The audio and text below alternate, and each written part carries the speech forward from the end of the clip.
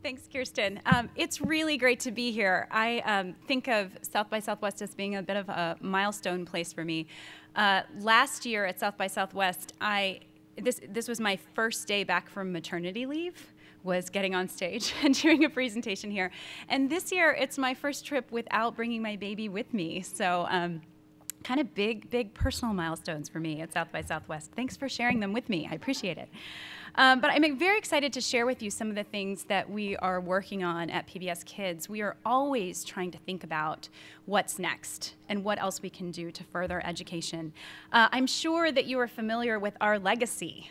Starting in 1968 and 1969, Fred Rogers and Joan Gantz Cooney, who created Sesame Workshop, were real pioneers. They looked at this new medium, television, and said, I don't think this has to be a vast cultural wasteland. We can do something with this that actually helps promote education. And years later, we've expanded to incorporate so many other new, exciting properties that are familiar. If you don't have young kids and haven't watched PBS Kids recently, you should know that we've got Curious George and Cat in the Hat, as well as original series like Dinosaur Train. You'd put dinosaurs on a train. What 4-year-old doesn't love that? Wild Kratts, where the Kratt brothers talk about animals and go into animated form so that they can show you the things we usually can't capture on camera. We've got all kinds of really exciting things that build on those legacies and really help promote learning. So several things just about PBS before I get kind of into the talk overall. This is the 5th consecutive year that the American public has named PBS Kids the #1 educational brand. And more than 13 million children ages 2 to 8 watch PBS on television. We have 5 of the top 10 series for preschoolers, which is very exciting considering if you compare the size of the PBS budget to the size of some other commercial networks you might know of, that's really exciting that we still have 5 of the top 10 series. On PBSKids.org, we have over 13 million kids coming to the site every month. We also have done a lot in the mobile space. Just this last week, we hit a 5 million downloads milestone. We have more than 30 apps available right now. And our video streams, we have an iPad app where you can stream video. You can also watch them online. And we get over 200 million stream requests a month. It's really incredible and a huge distribution opportunity for us to get our content to more kids. So these are a lot of great stats, and it shows tremendous reach. But often, early childhood educators look at these kind of stats and start to get nervous. Is this too much screen time? Are kids doing too much in front of these devices? And is it starting to be too passive? You know, just all those kinds of things. Should we just be turning it off and unplugging kids? And I want to think back to what we have heard about from Fred Rogers and Joan Gantz Cooney, thinking about how these are tools. What kinds of things can we do with these tools to help promote learning? What kinds of things can we help really create a spark? So we believe that we should ask more of children's media. We should do something that sparks their curiosity and helps kids expand their possibilities, get them really excited about the world around them.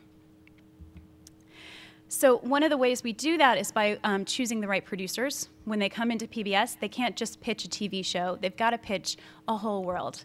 If you come in and you say, you know, there's this monkey and he likes to take things apart and we think it'll be a great series, we'll say, okay, so what's the curriculum there? Well, in the case of Curious George, it's engineering. You take things apart and put them back together. Who's the target age group? Can we do shows for them and also do games for them? And how does that engineering curriculum infuse across every part of the property? We then also want to think about that whole child. What are all the different curriculum areas we can address through this media? And what can we do with it to kind of expand to be around a child?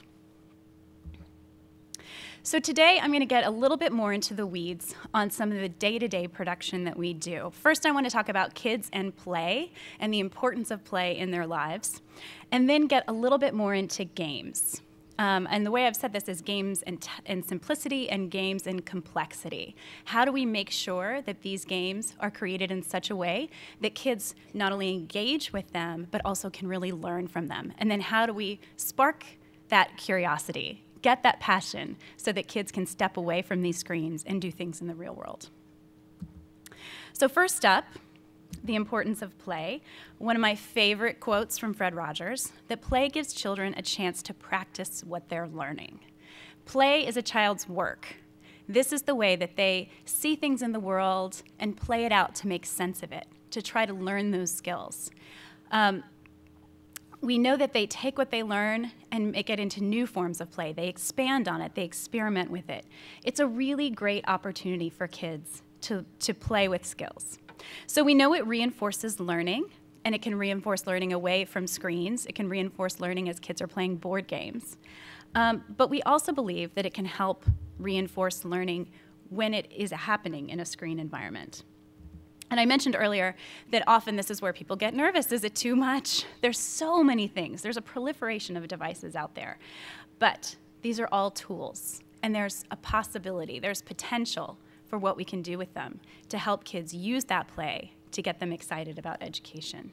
And this is where I believe that all of us, educators, parents, and content providers, need to demand more from children's media, to really push to make sure that it's helping kids to learn. One of the philosophies that we use at PBS Kids is that every new technology has the potential to be an opportunity for learning. So we look at each new thing and think, okay, what's being added in this technology? What can we use to reinforce educational goals? What's exciting about it? How do we avoid it just being a gimmick, something that is exciting? These new tools need to actually kind of infuse the learning throughout them or provide us an opportunity we didn't have before. Kind of like television, the opportunity was hitting many more kids at once and being able to animate things, to be able to show them things they wouldn't be able to see in their backyards. How can we take that same kind of idea to interactive media, into games, to let them try out skills and see things and manipulate different scientific experiments in a way that they wouldn't necessarily be able to do without the medium right in front of them. And then also, how does this, in an interactive technology where we can also measure the back end, how can we learn from that? And how can we offer something that helps refer kids to the next thing they need to learn? So first up, we need to keep it really simple. And I'm talking about on the front end, kids and engagement. Another thing about all of these new technologies is people tend to think, oh, kids love it. They love flashy. They love funny fonts. They love bright colors. They love lots of noise, lots of stimulation. Well, we develop content for kids who are in preschool, and that actually isn't true.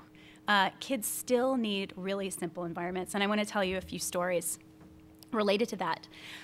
This is a shot from the Mr. Rogers' Neighborhood website.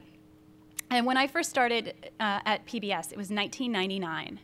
My very first project was to work on this website with the Fred Rogers Company. Fred Rogers was still living and was still producing episodes for PBS. And he saw how this explosion of online content was taking off and realized this was another tool he needed to think about in preschoolers' lives. So we were creating the content and we were bringing it into Head Start centers to test it with kids. And we were doing informal testing with the school down the street from PBS. And I sat down with a 4-year-old girl named Marisa. And Marisa had never played with a computer before.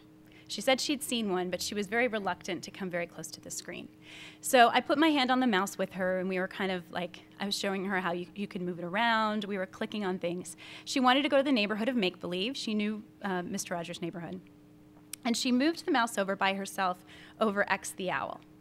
And X the Owl, I mean, this is 1999, so an animated GIF of X the Owl. X raised his wing and waved from the screen.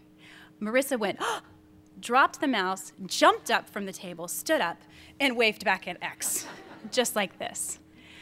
And I felt like that moment in testing has driven more of what I've done than anything else. That realization that it was just this tiny cause and effect piece brought her into this experience. She suddenly really wanted to play with X, and she wanted to see what else X had to teach her, and she was fully engaged in that.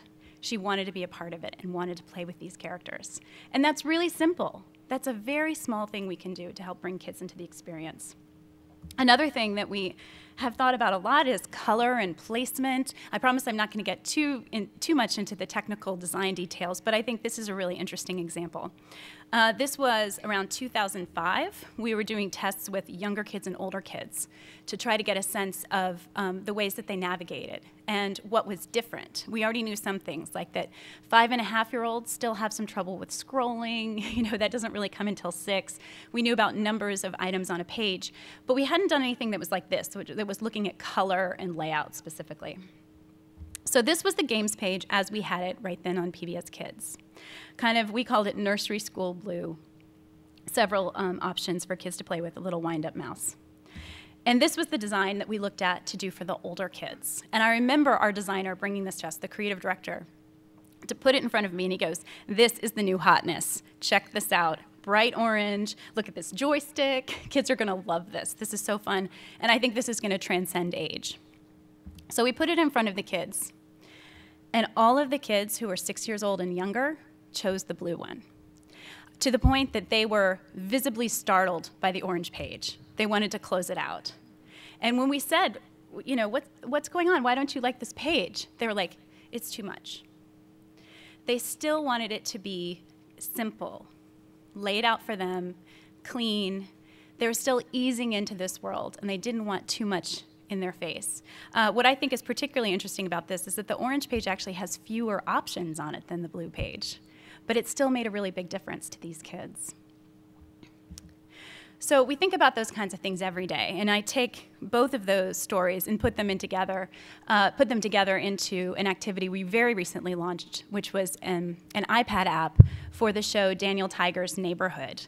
If you aren't familiar with this show, it just launched this fall. It's the first show to come to us from the Fred Rogers Company since his death, and it is in the neighborhood of make-believe. And it stars Daniel Tiger. It's focused on the same great curriculum for Mr. Rogers' Neighborhood, and it is adorable. And if you've never experienced wanting to hug a TV show, I think you should take a look at this show. I love it. But the open-ended play on the iPad was something that we had a lot of fun with. We wanted to think about those things we had learned about cause and effect and bringing kids into the experience and really engaging with characters, but also think about what was not going to be overwhelming and what was going to allow them to kind of explore and play in a safe environment. Part of the curriculum is trying to prepare kids for things that might be scary in their lives, that might be a little unusual. And so this game that you see here on screen is a way to role play going to the doctor. You can pull over the stethoscope. You can pull over, you can even pull, you pull over the tongue depressor, and you can see what's going to happen with the tongue depressor. And Daniel is playing patient, and so he responds and says, ah. You can pull over the little shot and give him a shot, and he acknowledges that it hurts, but it doesn't last very long. It's something that you can play with, and that parents and kids could then talk about it together to prepare them for these kinds of experiences. This is one of the beautiful things about this new technology, is being able to let kids play in these spaces in a safe way. We also know that we need to think about the balance between too easy and too hard. Learning is hard fun is a quote from a good friend of PBS Kids and a really great thinker in this space, Drew Davidson. He's a professor at the Entertainment Technology Center at Carnegie Mellon. And he was saying to me, that we always want games to kind of push kids to their limits, that you want it to be just hard enough that they're feeling like they're really mastering something, that they're feeling challenged and they want to keep going, but we still want it to be fun. It shouldn't be so hard that they give up, and it shouldn't be so easy that they're like, this is no fun. It needs to be right at that level. For those of you who are involved in game design, it's also that idea of flow, of being right there in that sweet spot where you're excited about pushing a little harder and managing these skills.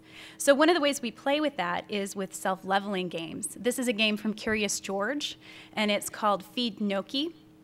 And what's happening here is you have to adjust these ramps to help that meatball fall down the ramps and land on the plate. George is your trusted guide. He's sitting there with you, encouraging you and making little monkey noises. The man in the yellow hat is giving you instructions and tips. And if you just blow through this level, if you get these ramps perfectly aligned, that next level is going to be a step harder. We know, though, because of the way we built the game mechanics, if the ramps keep getting turned the wrong way, if the meatball falls off a few times before you achieve it, an easier level is going to come up next, or at the same level, so that we can help get into that space for kids where they are constantly kind of pushing up against those limits. We also want to make sure that kids understand that games are safe places to fail. This is a place where they can try things out, and if it doesn't work, it's okay. You can get up and keep trying it again. And this is something that all kids already kind of inherently know about games. It's a place where they can test, fail, succeed, try again. If you put learning on top of that too, how do we then bring those ideas to more formal learning environments? That's one of the things we're trying to think about, is how do we provide safe spaces to fail to help kids really learn some of these new skills? So this is something we think about also beyond games. I want to share with you a new series that we're working on. It's called PEG Plus Cat, and it's focused on math and problem-solving skills for preschoolers. It is really fun. It comes to us from Billy Aronson and Jen Oxley, who worked on Wonder Pets and also Little Bill. Has a lot of music, has a lot of problem-solving stuff. So Peg each day is a word problem. She's in a different environment each day, and they have to figure out how to get through this problem and work it out. Her sidekick here is Kat. They are best friends, and they work together on these math problems. I'm going to give you a sneak peek so you can see also what we're trying to do with helping kids problem solve. We're trying to model resiliency here, help kids understand that even if something is hard and they feel like they're up against their limits, there are ways to work through it. And if you start to freak out, there are ways to calm down and to think about it. So what I'm showing you is so sneak peek that it's not even final animation. It's called an animatic.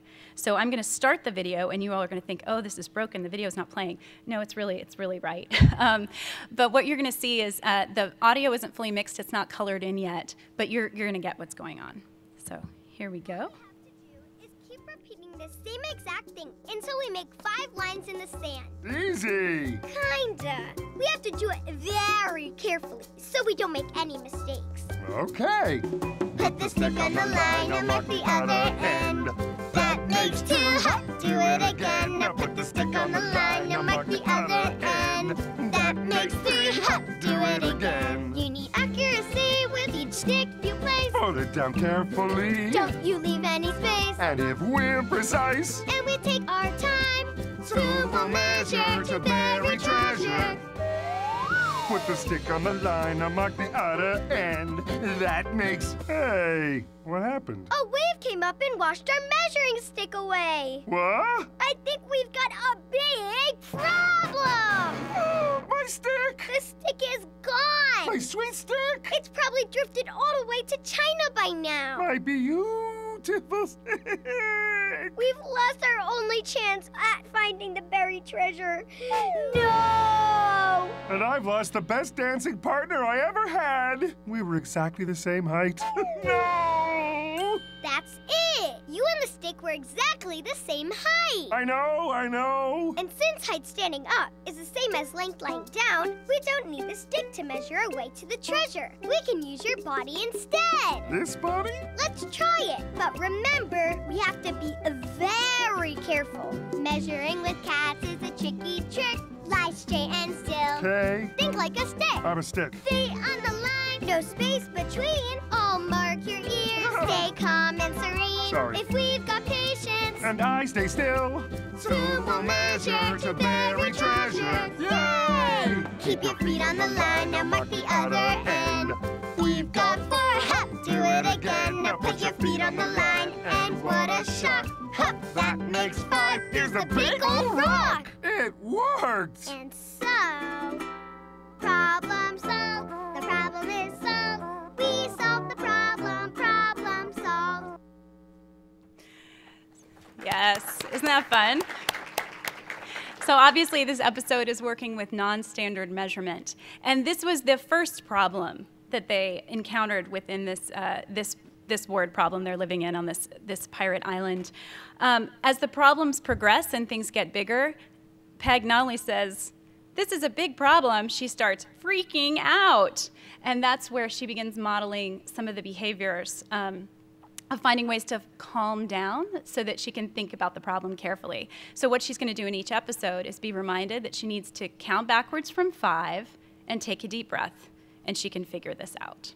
So it starts in October on PBS Kids, but we'll also be launching mobile games and online games. You'll see a lot of it coming out this summer, so definitely watch out for this show. So I mentioned earlier that we think about the simplicity when we're talking about the kids themselves and how they get engaged into an experience, how they approach the game. One of the things that's really important for us is to also be thinking about the complexity. There's so much going on now in these games, and how do we get the most out of that experience? How can we mine the data we need, but also use the technology properly, that huge complexity of building in this technology, to make sure that it's still pretty simple for a kid? So in the last 18 months, we've been launching a ton of different game experiments. We have done virtual reality. We have launched augmented reality and are doing a lot of tests with this right now. We've been doing side-scrolling navigation games to see if that's something our audience can learn while doing. We also just today launched our first 3D rendered experience, a game that is using spatial reasoning and non-standard measurement, 2D and 3D object manipulation in a multiplayer environment. This is Fetch with Ruff Ruffman, called Monumental Mini Golf. It's an out-facing beta that just launched today. We also are doing a lot with gesture-based navigation. What happens when kids get their whole body into an experience? And I'll talk about that more in a minute. Voice-controlled play. What can we do now that we have microphones? How can we be working with literacy and oral comprehension? And then also multiplayer challenges. What happens when kids get to play with a parent or get to play with other kids? Now, these are all great new technologies that have really kind of stepped up in the last few years in a way that we can use them on a big level with PBS Kids, with the amount of traffic we get, or in the app space. But it means that we have to really be careful about how we're approaching them, because we don't want to be using these technologies as gimmicks. I mentioned that earlier. Every new little piece of the technology has to have a real purpose for reaching that educational goal.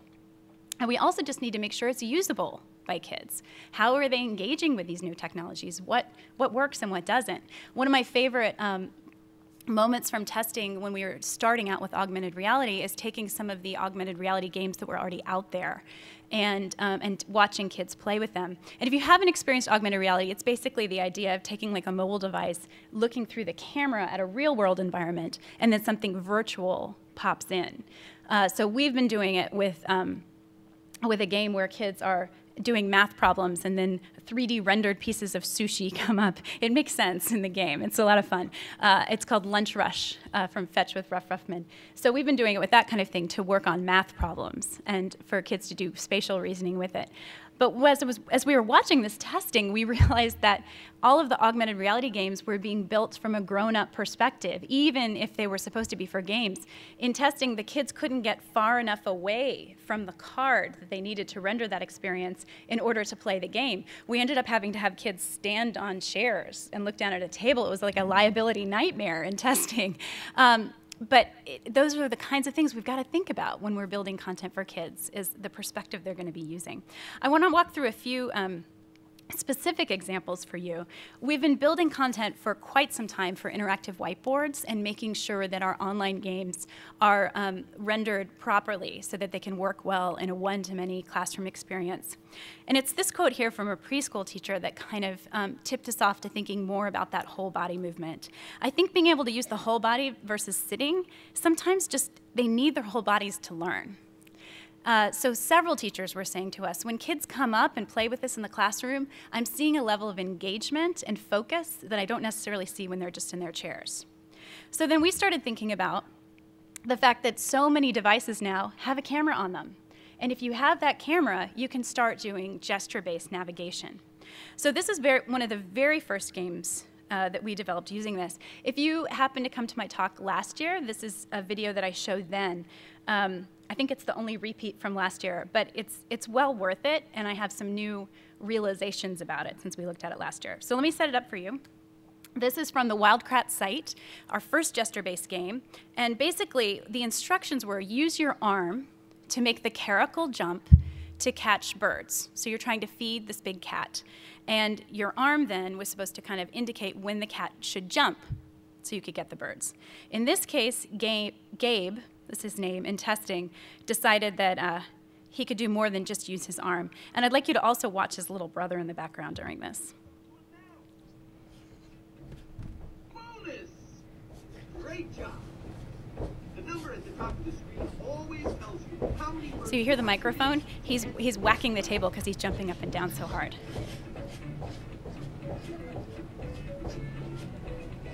Jumping, jumping, jumping, jumping. His little brother gets into it, he starts jumping. We'd never had testing like that before. Gabe jumped up and down for 5 minutes straight. And when he finally sat down, he was sweating. And the focus group moderator said, "Okay, what do you think?" And he said, "I need some water." It was so exciting. We walked away from that saying, this is a level of engagement we've never seen with the mouse-based game. This is really getting kids into the experience. And so we definitely wanted to do more with body input. But I'll tell you what, the more we've watched this video over the last year, the more we've realized is that he's not actually playing the game. He's just jumping up and down. He was paying no attention to the birds. And probably if we had done pre and post tests on the educational pieces, he wouldn't have remembered that he was trying to feed the birds. He would have remembered, I'm jumping up and down and I was making that cat jump. So there's more we can do with this. So the next one I want to show you is a video of kids testing a game that uses the microphone. So it's using voice input to solve problems. And this is a very simple skill we're trying to address here. Counting and cardinality. Kids are trying to count the bubbles that come out of a bathtub. And they're making them pop so that they can see the numbers. It's supposed to be reinforcing the basic counting skills they're learning in the preschool. Oh, penguin! Wanna do a penguin?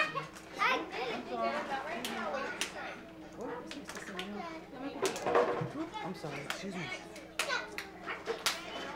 Thank you. Ven, Benny.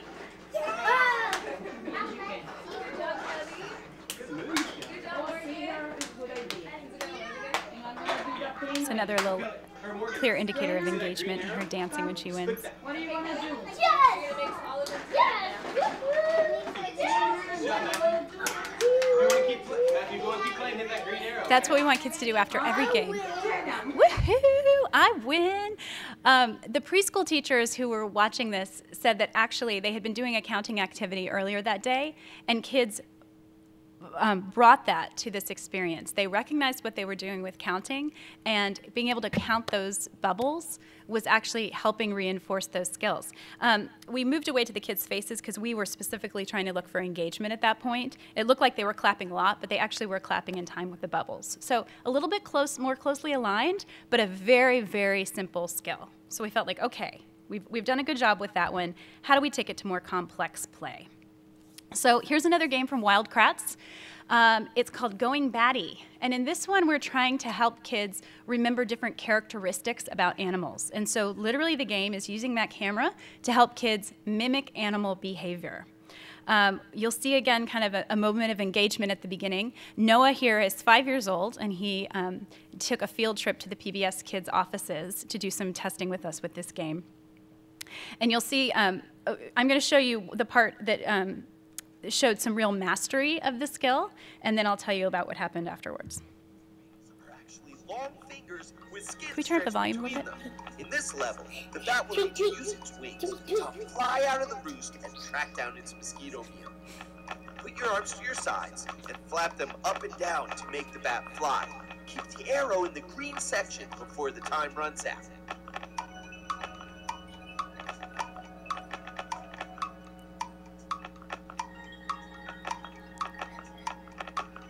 So easy. Nice job! You got the bat to fly out of the roost. So right as that ended, he goes, "It's so easy. I've got it." The next round, he was trying to catch mosquitoes, so he had to use his head back and forth to catch the mosquitoes. That wasn't quite so easy. And then the last one, he had to sleep like a bat. So he had to like fold his wings up as if he was upside down. And he got really intense and started kind of like sitting down and going like this, and then going like this, and doing it back and forth, flying a little bit and coming back. It was really exciting to watch this. It was also kind of helping us with the leveling of this game of, okay, what's so easy, and then how can he build on that? So 2 days later, we sent some questions to Noah's mom and said, can you ask him these questions at dinner tonight and see how he does? So she said to him, hey, Noah, do you remember how bats sleep? And her response, her typed response to us said, upside down, parentheses, he demonstrated this at the table. Noah, do you remember how bats fly? Noah flaps his hands at his side. Do you remember how bats eat and what they eat? She said Noah immediately started doing his head back and forth, and he said they eat insects. He also remembered that they sleep in the daytime, and he also remembered one of the little voiceover moments that happened where Chris Kratt says that bats can fly up to 325 miles, and Noah remembered it was over 300 miles. So Noah might have just been a super bright kid, and so we're going to be doing more testing with lots of other kids to see, but we were very excited by the amount of retention from that experience. His mom said he didn't really know anything about bats before he played that game. So we're going to continue to do this kind of research to see what happens. Does a full body help them remember more of what they're doing? So I mentioned a bunch of different skills. Some of the math skills we're testing, some of the animal behavior skills. Whenever we tackle a new area, we start with a curriculum framework. So this is the framework we worked on specifically for a math curriculum. We assembled a group of advisors and asked them to take a look at the Common Core and then build it out for us further down to age 2. So we then bring this to our producers and say, we want you to look at all these skills and think about which ones could be worked into your series in a very organic way and worked into your gameplay in an organic way. And we then try to map it. So we start tracking what skills are being addressed at different times and look at where the gaps are so we can be building games in. We also do a lot of pre and post skills testing, because we want to make sure that kids are actually learning from these experiences. So now that we know what skills exactly we're trying to address, we can then take it into some pre and post testing. So this is the grid that came out of the pilot formative study for Curious George. You saw that bubble pop game we did earlier. That's one of a suite of 16 games that address different math skills. And so here, this was the grid where they were looking at the results from this early pilot study, and something really stood out. This game here, Fair Shares, 70% increase in kids' knowledge of the skill after they played. So first we sat down with the researchers who were doing the testing and said, you know, what do you think was going on here? Was it something in the assessment? Could it be an anomaly? And they, you know, had a few different theories. But then we went and talked to the teachers in the classrooms where this was being tested. And they had no question. They were like, oh, well, that was the only game that gave kids strategy tips when they got a wrong answer. Hadn't occurred to us at all. And it's so true. Very often our games, when kids get a wrong answer, they get, that's not it, try again. I mean, how many times have you all heard that in a game? Try again. This was the one game where kids were supposed to distribute dog bones equally among several dogs. And this was the game where then, if you got it wrong, the voiceover was, do you think each of the dogs has the same amount? Or sometimes it said, that dog looks like it has more. Do you think this dog has less? A few things that were reinforcing that skill goal. And then we saw huge gains. This was not what we went into this testing to look for, but you better believe we've changed all of our game specs now to try to work more into those wrong answer moments. That's a huge learning opportunity. There's a lot we can do with it. So we talked about games and simplicity. We talked about games and the complexity. What happens when we start trying to put it all together and start trying to put it together across multiple devices? We've been thinking a lot about the idea of transmedia. How many are familiar with that term? A few of you. The idea is taking a narrative across multiple platforms and multiple experiences so that they're all interconnected. And it can be about engagement in a particular story. Hollywood has been doing transmedia for a very long time. Probably if you have ever watched Star Wars, you know that that's a very transmedia property. Kids who are really into it, they may not even watch the movie, but they play with those action figures. They know the backstories. They play with the online games, the Lego Star Wars. They also have read-along books where the bell rings and you turn the page, and they play Star Wars in the backyard. They get really engaged across all ways that that property is communicated. Younger kids do the same thing with things like Curious George or Cat in the Hat. They want to read those books. They want to play with Cat online. They want to watch Cat on TV. They want to see the movie. And then they actually play it in the backyard or in their rooms and act it all out. So we were thinking, if that's happening already across all these platforms with some of our characters and some of our narratives, what would happen if we layered education on top of that? How would we boost the learning? So a few years ago, the Department of Education did a solicitation that was specifically tied to transmedia storytelling. And with our fantastic partners at the Corporation for Public Broadcasting, we applied for a grant to then work on this idea. And so I'm going to share with you some of the things that have come out of that grant work of playing with transmedia pieces. So I shared earlier what I said, that suite of content with Curious George. We are going into homes and going into informal learning environments and doing testing to see, does a child who interacts with more than one of these experiences come away with a better understanding of that skill or goal than a child who only played with one? So one of the studies that just recently wrapped up was a study in homes. 90 groups of children and parents participated. It was over 8 weeks, and the kids were ages 3 to 5. And the research questions are these. Does the student use of the Transmedia Suite increase their knowledge and skills in math? And does the parents' awareness and support of the math learning at home increase interaction with their children later related to these same skills? So this is an example of the kind of thing we put together. We were saying not only are we looking at what happens when you take all these media types and put them together, we're also thinking about what tips can you give to a parent to support that learning and to extend it. So here, a typical week in this study, day 1, your activity was ask your child to find 10 yellow things around the house and help them count up to it. Day 2 was playing from Dinosaur Train, the game Buddy's Gem Hunt. Day 3 was playing with Curious George apple picking. Day 4 was doing all of these things, so you're building on it each day, doing more activities. So playing these games again, but then reading the book Tiki Tiki Tembo. And we had some really great results. We saw positive gains in children's numerical sense using the TEMA assessment. We saw high levels of parent-child engagement in both digital and hands-on play. I should have mentioned that first bullet. The kids who were in this study outscored the comparison groups by 4.82 problems. So it was statistically significant. Parents reported that they did more hands-on play with their kids and had an increased awareness of their kids' math development. In the surveys that they did with parents were actually able to say, oh, when I did this, I saw this happen. They were making the connections and putting it together. And parents were motivated to be involved in their children's math learning. They talked about wanting to do more of this later. So then we think about all of these pieces and how it all comes together. So this is an effort we actually launched this morning called It All Adds Up. We've taken the over 100 math games that we've already launched to this point and added together several new things I'm going to tell you about to try to give parents and educators a wider perspective on how they can support math learning by using all of these different transmedia experiences. The first thing we're doing is we've launched a new app for parents called Play and Learn. It actually launched today, so it's in the iTunes store and in the Amazon store. It's free, so you can download it right now, but maybe after the session to start playing with it. And what it offers is several activities. It really is supposed to be a toolkit in your pocket.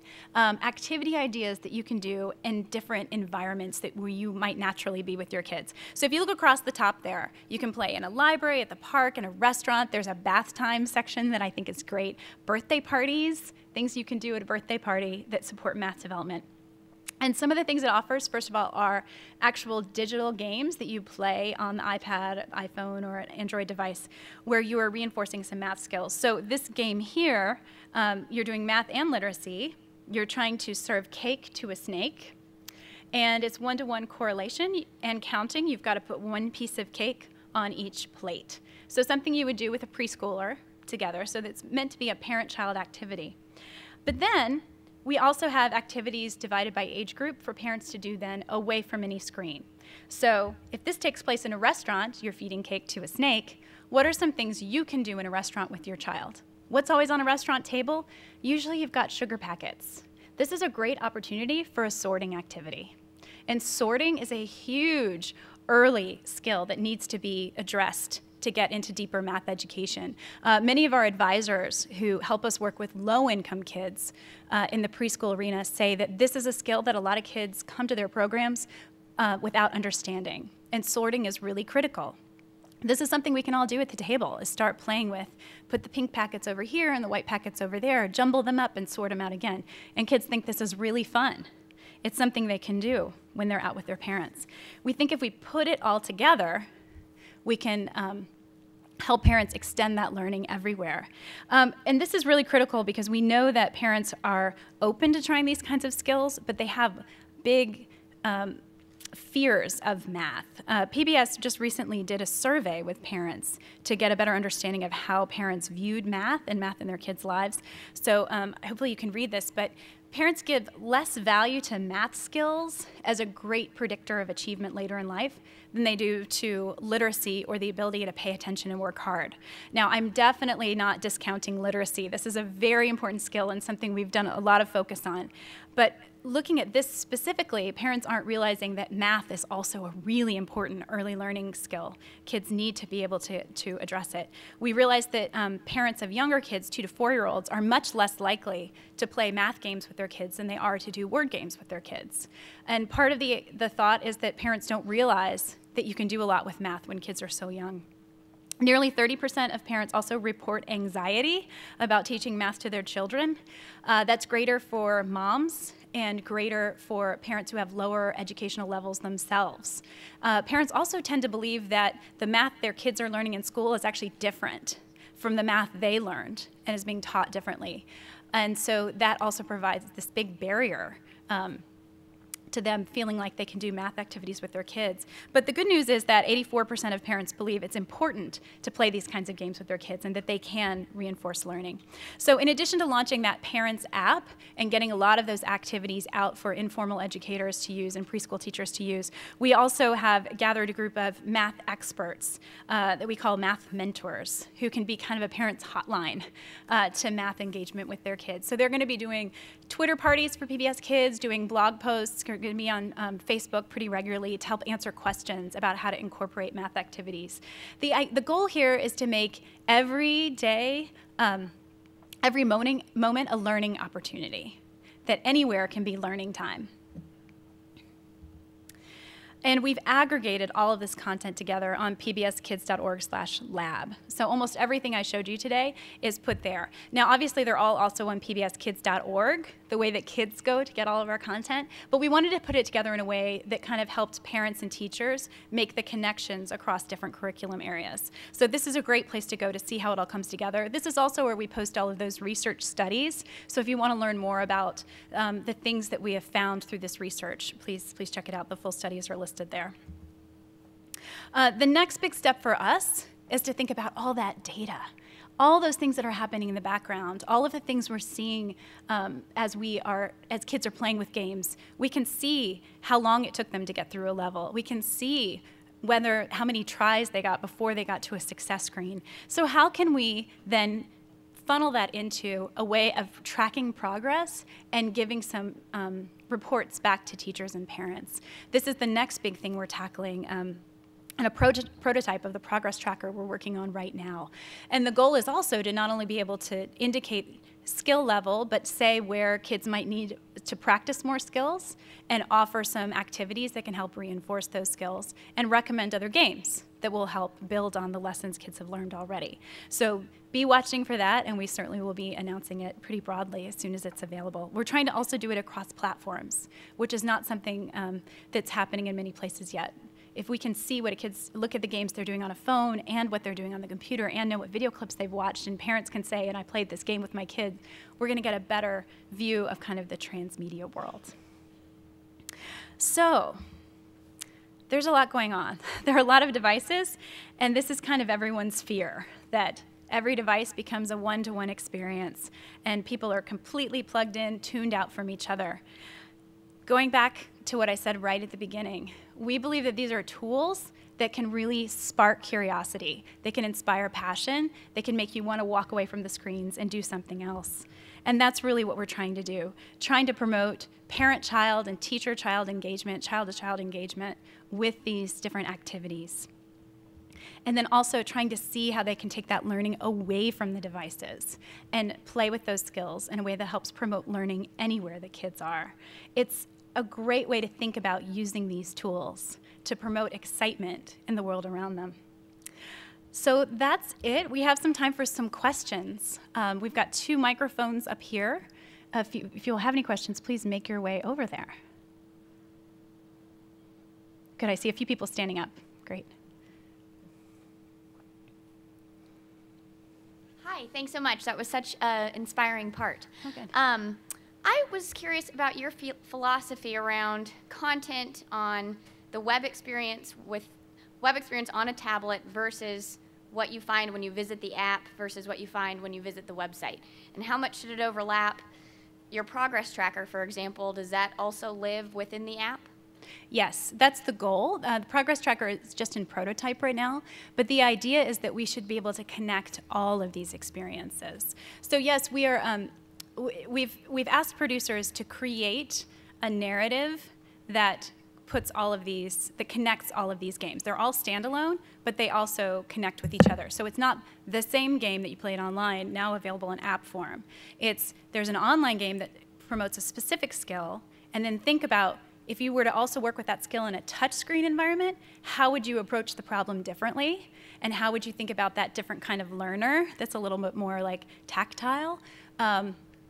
Same thing with the gesture navigation. How would you take those same skills but offered in a game experience where kids would get up and move their whole body? So they're supposed to overlap enough to connect by the skills, and the progress tracker, we hope, is then going to be able to connect the back end of all of that. Awesome, thank you.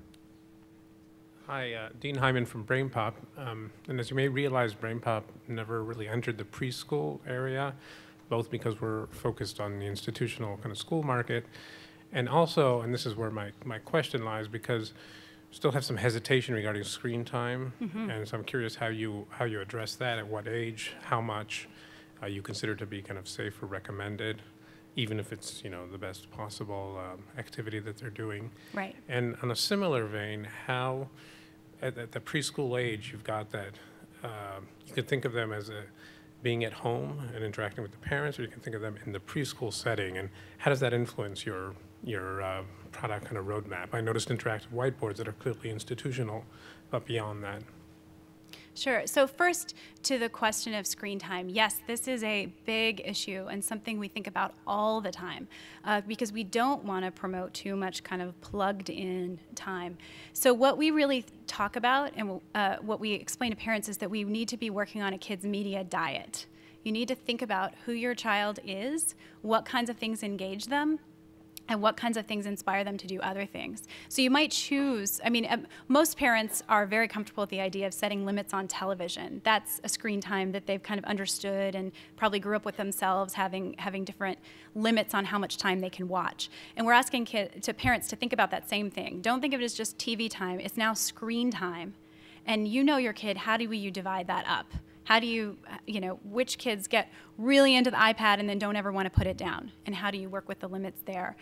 Which kids really zone out in front of the TV, and what are some other activities they can do? We also talk a lot about helping parents think through the interests their child has, being very critical thinkers about what media they choose to even offer to their kids in the preschool area. If you're really into dinosaurs, then let's read a dinosaur game and play one dinosaur, read a dinosaur book and play one dinosaur game, and then talk about dinosaurs. And let's kind of build it into your overall media time.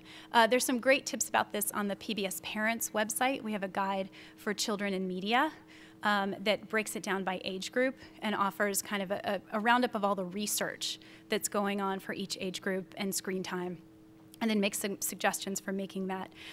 One of the things that that I personally think about, and again, you know, how many times have I referenced Fred Rogers? I love Fred Rogers, but he was seeing that kids were going to be using these. They were going to be watching them, and so we must create something that's really good for them and that can be pro-social, positive, promote education, and there's an opportunity for doing that. We're saying you don't want them to zone out in front of it forever, but we want to make sure there's something good there since we know parents are going to interact. The next question was about schools and homes. And we are thinking about what's a one-to-many activity versus a one-to-one activity, and specifically how do all those activities connect to those common core skills so that a teacher can say, this is the lesson we did today on counting and cardinality. Now here's this Curious George game that can reinforce it, and we can play it on the whiteboard, or I can make that connection to the parents at home by sending a suggestion in the backpack of, you know, here's a game you can play at home, here's an app you can download to work with, and then here's some offline activities. So trying to always make those connections back to the core skills they're learning in the classroom. Hi, you guys have so many fabulous and creative ideas. I just love it. And the website that I work for is very similar to what you guys are doing. I'm just curious, how many people make up your creative team? And of those people, if you had to, you know, break it down, how many of them are parents with toddlers versus true, you know, just educators versus more of an IT, you know, web development background? So that's, people rarely ever ask this question. Let me think about how to, well, one thing is that we have a team that works at PBS Kids at the headquarters, that's where I am, that kind of curates, sets the standards, sets the educational goals, and chooses the producers we're going to work with. We never take anything that's ready-made, so we want the producer to suggest to us the way it's going to work, and then we kind of work with them. So our team at PBS is around 20 people, and there's a really good mix of, I'd say probably a little over half of them are parents, maybe right at half are parents. Several of them have classroom experience, and the #1 degree that people on our team have is a master's in educational technology. All of our content managers have that degree. But then the people who actually build it are at the different production shops. So we work with about 20 different producers. So like Sesame Workshop has their own team, WGBH in Boston does Curious George and Fetch, and Martha Speaks and Arthur. So all of those kind of have their own groups. We're not doing it all in one place. Does that help? Yeah. Awesome, great presentation. Quick question, you showed us some content maps, Common Core curriculum graphs, and some skills that you learn. What are your philosophies around, you know, structured learning? So should they be going through this at a leveled basis, one step to the next step to the next step? Or should it be open-ended, and just how do you balance those two philosophies? And, you know, what's your philosophy on that, and what is PBS's? And also, what does the data suggest if you want to actually look at the engagement data and how kids actually use it? That's such a great question, and it actually, we've been learning it changes based on the skill area. So, okay, there's several things that I think are important about this. One is that we create so much content for low-income kids. We are public media, and this is our mission, is to reach all of America's children. And so we talk to a lot of advisors who work with low-income kids, and they, to a person, repeat the importance of choice and being able to make decisions. So we try to create an experience that lets kids kind of choose where they want to go and make decisions about what they want to do wherever that's possible. There's some skill areas that are clear. It's clear that it needs to be scaffolded. Literacy, for example. You need to start with one skill and build on the next skill. That's what all of our advisors say. That's kind of what the framework says. And so the way we worked with that then is to put the games in an environment where the kid chooses where they want to go, but the back end populates that first level. So they get that feeling of choice. I want to ride the roller coaster, I want to play on the carousel, but then the games level appropriately so we can scaffold it. When it comes to math, it wasn't necessarily that way. Now, in one skill area, like measurement, there might be skills you needed to build on, so we want to scaffold those.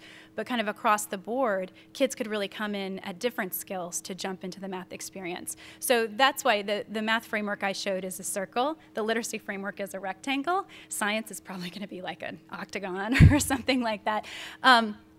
we really want to think about what matches that curriculum best. And when it comes to the back-end data, certainly we see some good help with the scaffolding. So if we have a second, I'll give you one example of where that worked out in the math play. We offered an open-ended suite of math games for one of our properties. Went into the formative testing, and it tested really well, but all of the teachers there said there are a few games that if you had scaffolded them, we would see a difference. So that bubble pop activity that I showed you all, where kids were clapping to make the bubbles pop, most teachers felt like the precursor should have been a game called Monkey Jump. And that's where kids jump up and down. They use the gestures. And what it shows, it's a counting game also, but what it shows is you get the symbol number comes up, so like the number 2 comes up. You hear the man in the yellow hat say 2, and 2 balls are on screen and don't go away. So you've got 3 different ways of being able to go back and figure out what you can say, how many are on the screen. The kid can count them all. They also might remember the symbol that they saw. They also might remember what they heard. So if you play that game first, you take one of those away in the next game, bubble pop, where when the bubbles pop, that symbol disappears and you don't have the object there. And so the teacher can stop it and say, okay, what's the next number? And see if they were able to carry those skills from the first game into the second game. So those are the kinds of things that we're realizing as we're getting really deep into the testing. There's some things that really scaffold well. There's some things that can be more open-ended. Just to follow up, when you do scaffold it and you let the kids just choose on their own, do they end up choosing often, 1, 2, 3, 4, and go in the sequential order that you suggest? Or do they end up going all over the place when you actually look at it? We don't ever offer it to them 1, 2, 3, 4. What we try to do is, the example I gave before is we let them choose an environment that isn't game specific, and then we serve up the game in that environment. Does that make sense? These are great questions. Sorry, I'm giving really long answers because I'm kind of geeking out. Thank you. Hi, thank you so much for for the demos that you've given of some of these next generation AR kind of games. It's really impressive. I just have a question from the perspective of an investor. So we look a lot at the game space, especially early stage investments and in mobile. From the perspective of licensed content integration to actually attain and keep a kid's attention, the transmedia branding that you discussed, do you think that there's a fundamental disbelief in edutainment as a category from some of the major game publishers and also from some of the major entertainment companies, given that you see so much licensing, without mentioning names, across gaming, consumer products, etc. But there's a reason that you haven't seen any educational Star Wars or Marvel games to date because they fear brand dilution, perhaps, especially as kids get older. Mm-hmm. I think there's a perception in the games industry that educational games take away the fun. I told you one of our guiding philosophies is every new technology is an opportunity for education. Another is all media should inspire kids and spark their curiosity. I think another set of words that we have at different points pinned up in our office is things can be smart and funny. That you really can do something that's engaging. It doesn't have to be just pouring chocolate on broccoli. You're not trying to hide the education. You can make that education really fun. And I think when I was talking earlier about that idea of learning being hard fun, that's the challenge, is to find that moment where kids really are pushing up against the limits of what they are able to do, but being able to master enough to kind of drive them to keep going. And that's exactly what's happening when kids are learning in the classroom. They feel they're on the edge of learning how to read.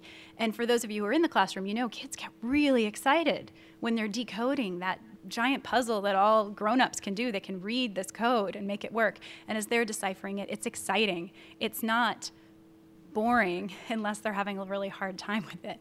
So I do think the games industry is boring or scary, I should say. I think the games industry shies away from that because I feel like it's going to take all the fun away and drain it away.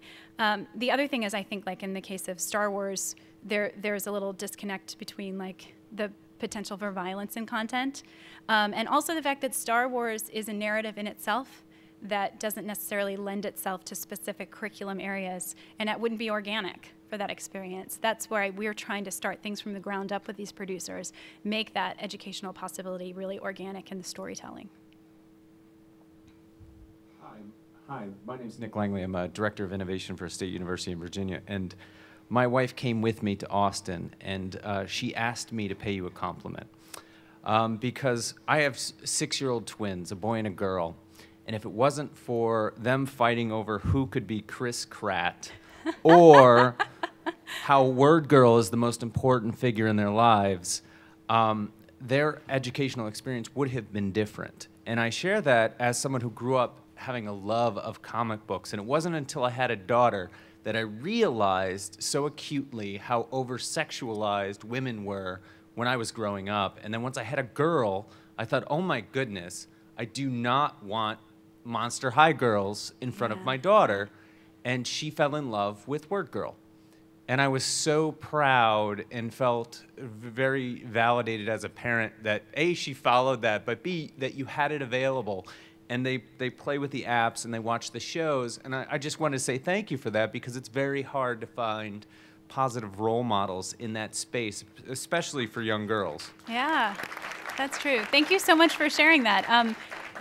It's very deliberate. We wanted a girl superhero. If you don't know WordGirl, her superpowers are fantastic speed, super strength, and a massive vocabulary.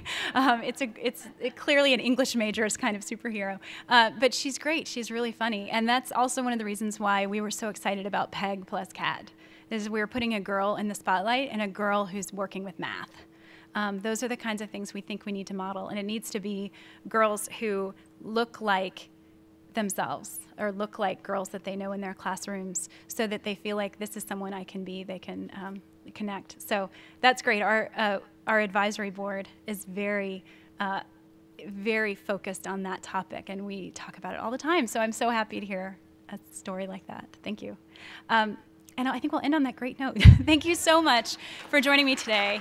And let me know if you have any other questions. Thank you.